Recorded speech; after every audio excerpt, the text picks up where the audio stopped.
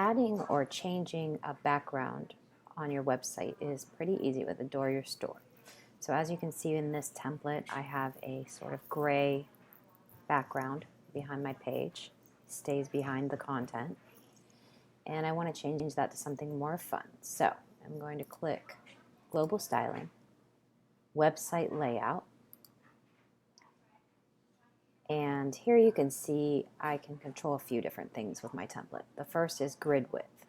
So this is going to control how much of the background you can see. Right now I have it at 1400. Let's take that up to 1600 so you can see the difference. So as you can see, it shrunk it quite a bit.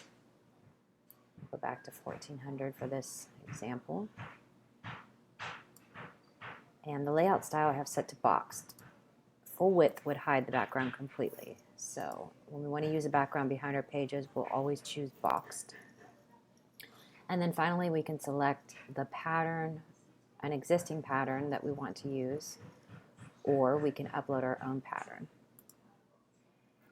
After I click the plus sign, it opens my file manager. And in this example, I've already uploaded the background I want to use, this cute animal print.